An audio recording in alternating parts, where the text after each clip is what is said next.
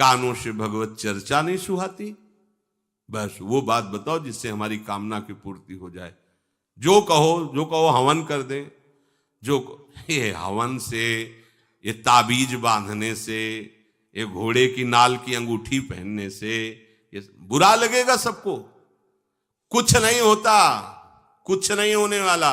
तो ये सब हरि के अनुचर हैं, सब हरि के अनुचर हैं। जानकी नाथ सहाय करे तो कौन बिगाड़ सके नर तेरो। है ये शुक्र शनिचर राहु केत सब क्षण में हुई है तेरे चेरो। जानकी नाथ सहाय करे कौन बिगाड़ सकता है। महाप्रभु हरिवंश चंद्र जी कह रहे, जो पे कृष्ण चरण मन अर्पित तो करी है का नवग्रह रंक। ये बेचारे नवग्रह भिखारी क्या तुम्हारा कर सकते हैं। यदि तुम बादशाह श्री कृष्ण के दास हो तो ये चाहे जिस नक्षत्र में बैठे हो तुम्हारे अनुकूल चलेंगे, तुम्हारे अनुकूल चलेंगे। अपने को चढ़ा दो श्री हरि के चरणों में और हरि से विमुख हो तो, लेकिन ये सेवक हरि के हैं और हरि के तुम विमुख हो तो ये प्रसन्न हो ही नहीं सकते, तुम्हारा पतन ही होगा। पर ये संसार समझता नहीं। भगवान नाम से मतलब नहीं, भगवत आराधना से मतलब नहीं। अरे भाई ये लोकपाल हैं, जानते हो भक्त को भी काम क्रोध क्यों सताता है। ताकत नहीं इनकी प्रवेश कर जाए, अहंकार है इसलिए। और भगवान को अहंकार अच्छा नहीं लगता, इसीलिए भगवान के सब दूत हैं चढ़ बैठते हैं। देख तू कितना बड़ा साधक, कितना बड़ा भजनानंदी, दिखा हमें। अब फेल तो मैं भगवान की शरण, तो हो ना भगवान की शरण। और भगवान की शरण में हो जाए तो यही महासुख प्रदान करने लगते हैं, और कोई नहीं, इन्हीं के लड़का बच्चा है। द्वारिकाधीश के पुत्र रूप में कौन प्रकट हो रहा है। भगवान कामदेव, जो प्रद्युम्न अवतार है, साक्षात कामदेव हैं। कामदेव साक्षात आ रहे हैं। हम प्रभु से विमुख हो, कोई हमारा सहयोग कर सकेगा, कोई नहीं कर सकता। और अगर करने गया तो वो भी उल्टा टंग जाएगा। ये भी बात समझ लो। भगवान देख लो, हम आपको उदाहरण बता रहे हैं कि तो कैसे काशी नरेश, पौंड्रक, ये सब मिलकर भगवान के विरोध में हुए। भगवान ने सुदर्शन चक्र को छोड़ा, काशी नरेश पौंड्रक सबका उद्धार किया। और काशी नरेश का पुत्र था सुदक्षिण, उसने विचार किया कि ये तो बहुत बड़े अपमान की बात है। भगवान शंकर की नगरी में रहता, काशी में महामृत्युंजय है, काल के भी महाकाल हैं। पंडितों से कहा ऐसा उपाय नहीं कि हम द्वारिका को भस्म कर दें। बोले है, भगवान शिव के ऐसे ऐसे मंत्र हैं कि वो तो विनाशकारी भी तो है ना, वो बहुत सुंदर भी है। कर्पूर गौरम करुणावतारम संसार सारम, करुणा के स्वरूप है। आशुतोष नाम है। एक चुल्लू जल ऐसा कोई देवता नहीं मिलेगा जो संसार में कोई देवता नहीं खाता, वो इन पे चढ़ाए जाते हैं। अकौड़े का फूल, धतूर का फल ये कोई पता है? नहीं पता। इतने से वो प्रसन्न, इसीलिए वो आशुतोष रीझ जाए तो पूरा नगर का नगर सोने का ऐसे दे दिया, लंका उन्हीं दे दिया। और अगर दृष्टि बदल जाए तो हनुमान जी बनकर पूंछ में आग लगा को श्रीलंका को नाश कर। बड़े विचित्र हाँ है भगवान शंकर, विनाशकारी, द्वारिका को भस्म कर सकते हैं।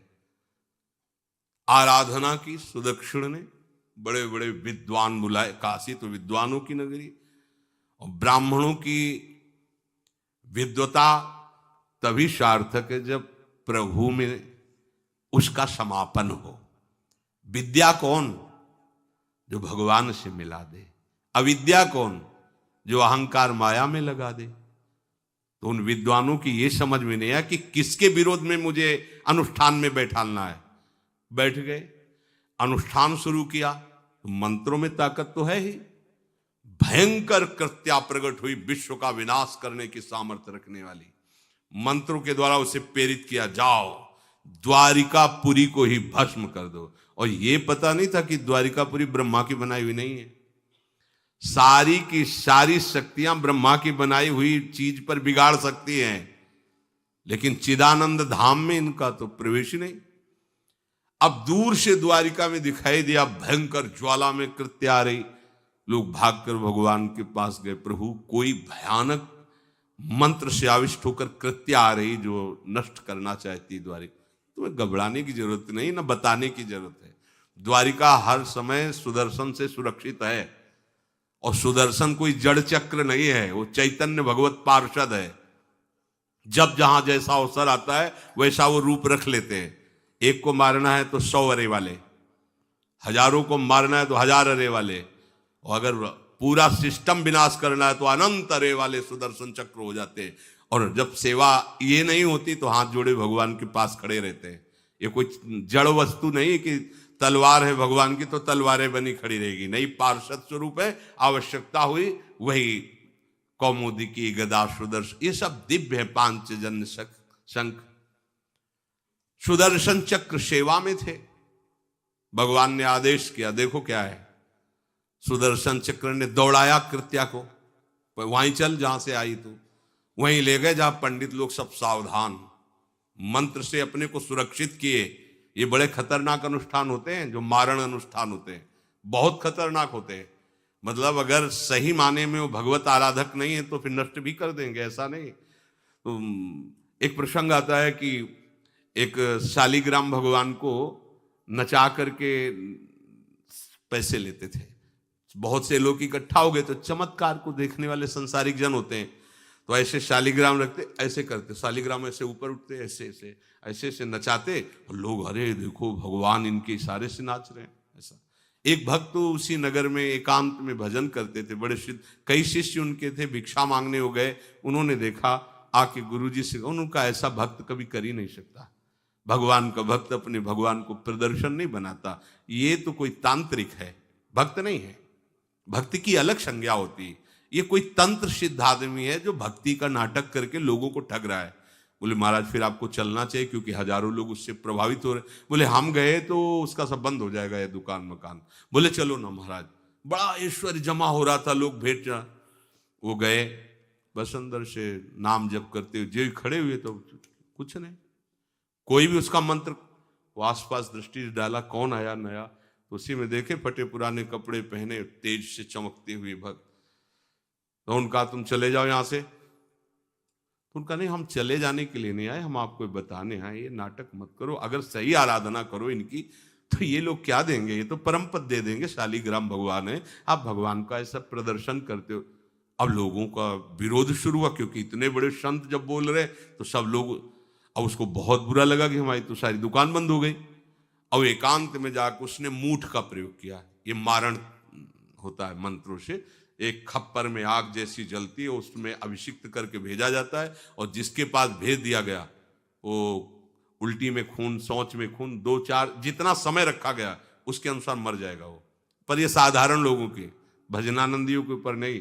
भजन वाले मत डरे, साप ताप रोग शोक, किसी का श्राप भी आपको छू नहीं सकता। कोई ताप, कोई दोष, कोई रोग, कोई मारण, कोई मूठ, किसी की सामर्थ्य नहीं। राधा राधा राधा, जिनके चरणों में सुदर्शन चक्र बसता है वो है किशोरी जी, जो लाल जो हाथ में रखते हैं ना, श्री जी के चरण चिन्हों में सुदर्शन चक्र है। वो मूठ गई महात्मा की कुटिया के सामने, और बस जैसे मक्खियां भिनभिनाती ऐसी आवाज आई, बस वैसे नाच रही थी बाहर। तो वो डेहरी के पास आए और उनका, हमारे दृष्टि में भगवान की सिवा कोई नहीं, आप में भी भगवत शक्ति है, क्या आप ये नहीं समझते हैं कि निरपराध के लिए मारण किया गया है? हमारे में सामर्थ्य है, हम आपको अभी नष्ट कर सकते हैं। अरे भगवान के नाम में आप जाओ और उनको दंड दो। कोई मंत्र नहीं पड़े थे, मूठ वापस हुई, और मुंह से खून, शौच से, उन्हीं के त्राहिमाम मच गया। फिर उनको लगा कि मुझे जाना चाहिए उसकी रक्षा के लिए, गए, भगवान नाम स्पर्श करते हुए से माथे पे हाथ, सब शांत हो गया। बोले अब अवसर हम दे रहे हैं, अब नाम जप कर लो, नाटक बंद करो। उस चरणों में गिरा, उसी दिन शिष्य बन गया। तो सुदर्शन चक्र ने कृत्या को नष्ट नहीं किया, वहां द्वारिका में दौड़ाया। जब काशी पहुंची, काशी भगवान विश्वनाथ जी के त्रिशूल में बसी हुई है और शिव की दृष्टि से सुरक्षित है। जो वहां श्रद्धा पूर्वक वास करे उसका मोक्ष अनिवार्य है, तारक मंत्र देकर शिव करते हैं। पर उस कृत्या को सुदर्शन ने नष्ट किया, और जितने ब्राह्मण थे सबका राधे राधे। और पूरी काशी में आग लगा दी। तो विश्वनाथ जी मुस्कुराए, नाराज थोड़ी, क्योंकि विश्वनाथ जी ने कह दिया था यदि ब्राह्मण विरोधी कोई है तो हमारा ये मारण काम कर जाएगा। उनको ये समझ में नहीं आया कि नमो ब्रह्मण्य देवाय भगवान का नाम है, वो जानते थे। तो कोई भी भगवत विरोध भाव लेकर के किसी भी देवता की आराधना करके कुछ नहीं होने वाला। किसी भी देवता, एक तांत्रिक बहुत वो संतों को परेशान करता था, धर्म सम्राट स्वामी श्री करपात्री जी महाराज, ये बहुत पुरानी बात नहीं है। तो उन्होंने संतों ने आगे बताया कि बहुत अपमान कर देता है। उन्होंने कहा ठीक है, गए, हाँ भाई शुरू हो जाओ तुम, जितना तुम्हारे पास तंत्र है हम एक भी मंत्र नहीं बोलेंगे, दंड लिए हुए हम एक भी मंत्र नहीं बोले, हम केवल खड़े हैं, तुम प्रयोग करो। वो जो उसके तंत्र के प्रयोग, नारायण नारायण नारायण नारायण, कुछ नहीं बोले। अब हम प्रयोग करें तो उठा, साष्टांग दंडोत हुआ, बोले आप धर्म सम्राट करपात्री जी हैं क्या? क्योंकि इतनी सामर्थ्य केवल उन्हीं में है जो मुझे रोक सके दूसरे। बोले बंद कर दो, दोबारा शिकायत नहीं आनी चाहिए हमारे पास। तंत्रों में बड़ी सामर्थ्य होती है, लेकिन भगवान में अनंत सामर्थ्य होती है, अनंत सामर्थ्य होती है। इसलिए हमें कभी भी प्रभु से विमुख होकर कोई भी देवता बचा लेगा ऐसा सोचना भी नहीं कि हम किसी की आराधना करके, ऐसा नहीं, वही आपको नष्ट कर देगा। भरत जी को, जड़ भरत जी को पकड़ ले गए जो चोर लोग थे, दस्यु लोग। उन्होंने देवी जी को कहा, बड़ा भ्रम है यार, वो जगत माता है, अम्मा है सारे जगत की, और बकरे की बलि दे लेते। उनका बच्चा बकरा नहीं हुआ क्या? जब जगन माता है, जगदम्बा है, जगद अम्बा है वो, तो क्या ये छोटे छोटे जीवों को जो बलि देते हैं, क्या उनको ये पता नहीं कि ये उनकी अम्मा है? उनके सामने काट रहे हो, मां तो मुझसे प्रसन्न होगी। काट लो, अभी अवसर आएगा तब तुम्हें पता चलेगा। अब वो जो पकड़ के लाया गया था मनुष्य बलि के लिए, तो वो दस्युराज, एक बाजार सी लगी थी, उत्सव मनाया गया, उसे कहा गया था जो मनावे सो खाओ। तो जहां जाता अच्छे अच्छे पदार्थ खाता। तो दुकान वाले ने खा ले, थोड़ी देर बाद गड़ासा चले गए। बोले क्यों? तो बोले तुम्हें पता नहीं क्या? बोले नहीं। बोले बलि के लिए लाए गए हो। अब तो जलेबी मुंह की मुंह में रह गई कि इसके बाद गड़ासा चले। आसपास देखा तो रक्षक इधर उधर थे, भाग लिया। अब रक्षकों ने देखा कि वो तो है ही नहीं। अब उनको बड़ा भय लगा। अब वहां कोई फोटो थोड़ी खींची गई थी कि बलि किसकी चढ़ानी है। अब वो भागे। महाराज ये बैठे थे पद्मासन में, जड़ भरत जी ब्रह्माकार वृत्ति, इन्हीं को पकड़ ले गए। बढ़िया तगड़ा तंदुरुस्त है। और दस्युराज ने कहा बलि का जो वो लाया गया, वो हाँ मारा, अष्ट देख के प्रसन्न हो गया। तेजो में हष्ट पुष्ट ब्रह्माकार वृत्ति इनकी।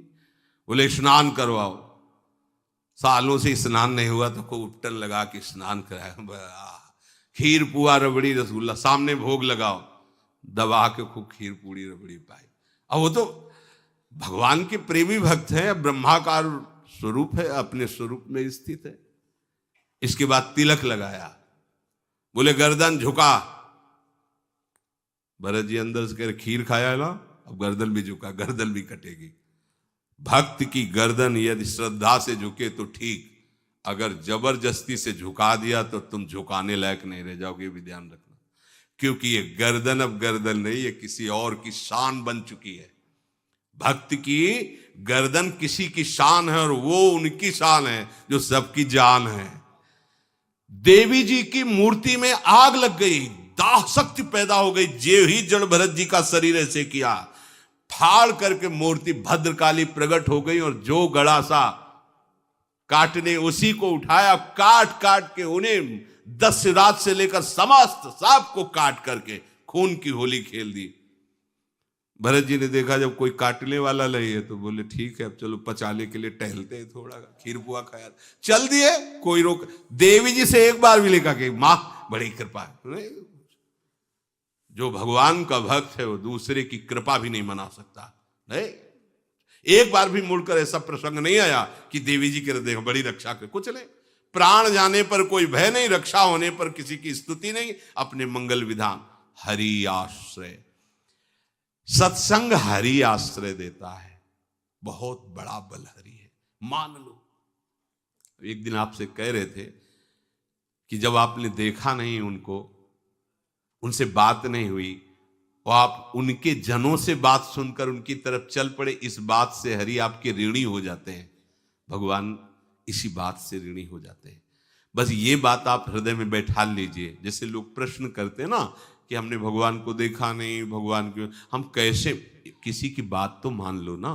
आप मान लो, वो तो आपके अंदर भी बैठे हुए हैं, वो आपको इतना प्यार देने लगेंगे, जहां कोई सहायक नहीं होगा वहां हरि आपको दिखाई देंगे। देख लेना, बिगड़ी ऐसे क्षण में बन जाती है, ऐसा लगता है गला कटा तो वो तलवार गले तक आएगी, हार बनकर सुगंधित फूल बन जाएगी, पर गले तक आने आने तक तुम्हारी निष्ठा देखी जाएगी।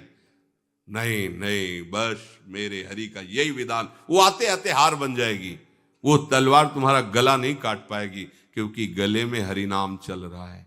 मान लो, हमारी महालक्ष्मी चरण चापती रहती, क्या चाहिए तुम्हें, क्या चाहिए। आप सच्ची मानिए, क्या मतलब कितनी मलिनता छा गई है। हम इसको मार देंगे तो 2 लाख रुपए मिल जाएंगे, ये कर देंगे तो, अरे भैया अगर तू हरि नाम जपेगा तो इसकी कीमत नहीं है, कीमत नहीं, अमूल्य वस्तु है। इसके ब्याज में तू कुबेर बन सकता है, मूल तो कभी खत्म होता ही नहीं है, ब्याज में तू ब्रह्मा बन सकता है।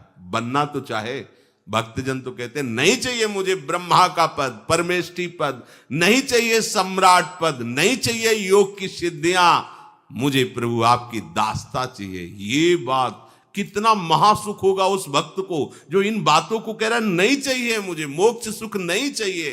वो ऐसे थोड़ी कह रहा है, श्रद्धा से नहीं कह रहा, अनुभूति से कह रहा है, मुझे नहीं चाहिए ये सब, इनमें वो सुख नहीं है जो आपके चरणों के समीप रहने में सुख है। नहीं सत्संग भजन नहीं हरि को, श्रवण न राम कथा अनुरागी, सुत बित दार भवन ममता निसि सोवत अति न कबहु मति जागी। अरे तेरी बुद्धि सो रही है, जगा दे। पुत्र में, रुपया में, स्त्री में, मकान में, इसमें सबकी ममता होती है, सबकी, जितने सृष्टि में पैदा हुए हैं। केवल सत्संगी की नहीं होती। जो असली सत्संगी है उसकी ममता प्रभु के चरणों में होती है, क्योंकि वो जानता है सब रूपों में प्रभु ही है, ये सब पसारा प्रभु का ही है, इसलिए ममता उसकी प्रभु के चरण। एक अहमता ममता ये जग में है दुख जाई, ये जब श्री जी की ओर लगे तो होत परम। जाग जा, बिना जागे दुख दूर नहीं हो सकता। जैसे स्वप्न में हम देख रहे हैं कि समुद्र में डूब रहे हैं, अब जागृत में आसपास सैकड़ों नाव लगा दें तो बच जाएगा क्या वो, क्योंकि वो तो सो रहा है और वो स्वप्न में देख रहा है। अब हम नाना प्रकार के तैराकों को बाहर तैनात रखें तो उसको कोई सुख मिलेगा क्या, क्योंकि वो स्वप्न में। उसको अगर सुखी करना है तो एक ही उपाय, जगा दे। जगा दो तो ना समुद्र रह गया ना डूबना रह गया। ऐसे ही संसार में मोह से ऐसे ग्रसित जीव है, भाई इतना ही सुखचार है, और उसी स्वप्न में वो दुख से निवृत्त होना चाहते हैं। अब हम बाहर से उनकी कामनाओं की पूर्ति करने वाली बात करें तो क्या वो सुखी हो जाएंगे क्या? इसीलिए कोई साधु जो भगवत मार्ग का पथिक है वो कभी सपोर्ट नहीं करेगा जाओ ऐसा, वो जाओ ऐसा ही है जैसे उस स्वप्न में समुद्र में डूब रहा है, बाहर से हम जल जहाज नाव तैराक सब लगा रहे हैं, लेकिन वो नहीं सुखी होगा, क्योंकि उसके सुख का कारण तब बनेगा जब स्वप्न हटे। स्वप्न तब हटेगा जब वो जागे। जो सपने सिर काटे कोई, बिन जागे दुख दूर न होई, तो उसको जगा दो। साधु जन क्या करते हैं? जगा देते हैं उसको। जागो, कहां मोह निशा सब सो निहारा, देखे स्वपन अनेक प्रकारा, यही जग जामिन जागे जोगी। योग भगवान से जो तुमने वियोग कर रखा है, तुम जगो। जे ही जगोगे तो जे ही जाने जग जाए हेराई, जागे जथा स्वपन भ्रम जाई।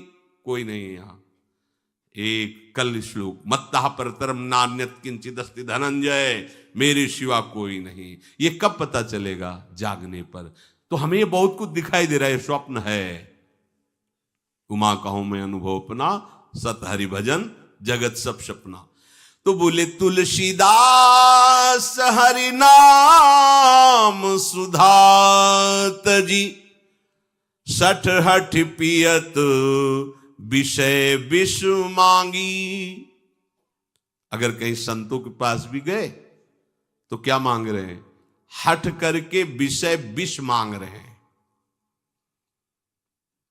वो आत्मदेव नाम के एक ब्राह्मण थे, सब कुछ समृद्धि थी, संतान थी नहीं, बड़े दुखी गृहस्थी में। हमारा कुल चलाने वाला होना चाहिए। बड़ा भ्रम बैठा हुआ है, हमारा कुल चलाने वाला नहीं, तो सब बेकार, जीवन ही बेकार हो गया। बिना गुरु के यदि शास्त्र पढ़ोगे ना तो भ्रमित हो जाओगे। स्पष्ट लिखा, पुत नाम के नरक की उसको प्राप्ति होती जिसके संतान नहीं होती। अब तो गृहस्थ में बेचारा पड़े परेशान।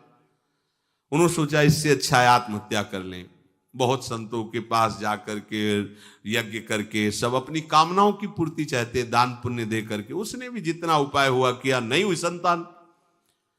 मरने के लिए वो जंगल में, उधर से एक सन्यासी जी आ रहे थे, देखा साधु तो ब्राह्मण तो थे, उठे प्रणाम किया, देखा उनको उदास क्यों हो? उनका महाराज उदास ही नहीं, मैं तो आत्महत्या करने आया हूं यहां जंगल में। अरे ये तो महापाप है, आत्महत्या तो बड़ी दुर्गति का कारण है। बोले महाराज अगर आप बचाना चाहते हो तो आप कृपा करो।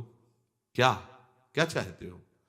बोले हमारे पास सब कुछ है, बेटा नहीं दोगे तो हमारा जीवन बेकार। तो उन्होंने अंतर्दृष्टि से देखा और कहा 7 जन्म तक तेरे पुत्र नहीं भाग्य में तेरे लिखा है। तो उसने कहा फिर तो अभी मरते हैं, आत्महत्या करते हैं। 7 जन्म के बाद हम 7 दिन नहीं जिएंगे, हमें पुत्र चाहिए। संत का दयालु। देखो जिनके पास तपस्या और भजन का धन होता है, जब भगवान अधीन है तो कुछ भी कर सकते हो, कुछ भी कर सकते हैं। प्रारब्ध मिटाना कोई बड़ी बात नहीं। प्रारब्ध जानते हो, कोई देवता थोड़ी है, तुम्हारा पीछे का किया हुआ कर्म है। और इधर जोर का भजन है, भजन के प्रभाव से कर्म को नष्ट करने में देर थोड़ी लगती है। ये तो अच्छे शुभ कर्म करो तो तुम्हारा प्रारब्ध बदल जाएगा। भजन का प्रयोग प्रारब्ध बदलने के लिए थोड़ी है। पर वो ऐसा हट किए तो उनका देखो, हट करने से लाभ नहीं मिलता है। उनका हमें उपदेश नहीं, हमें पुत्र चाहिए। अगर आप भगवत प्रेरित होकर यहां आए हो तो आप हमें। तो उन्होंने तपस्या के बल से फल की रचना की और कहा जाओ अपनी पत्नी को ये फल पवा दो और इससे निश्चित पुत्र होगा। बहुत प्रसन्न, अब कामना पूर्ण थी तो देख लो, प्रभाव देखो कामना का। प्रसन्न हुए, आए। धुंधुली नाम था उनकी पत्नी, नाम भी बहुत बढ़िया था, धुंधुली। वो कहा कि देखो ये फल खा लो, तुम्हारी संतान हो जाएगी। बहुत मीठी बात बोलती थी, मृदुभाषी, कपट हृदय। अलग अलग क्षेत्र होता है, हृदय कपट और मुख में मीठी बात। बहुत संभल के व्यवहार करना चाहिए ऐसे लोगों से।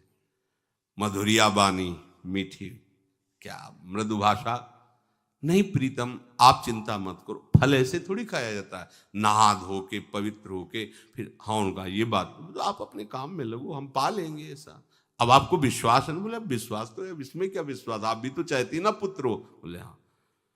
वो जो ही गए सो अपनी बहन को बुलाया और कहा सुनो, अभी तो हम 4-5 रोटी कढ़ी चावल सब पा लेते हैं, पूड़ी खीर पुआ।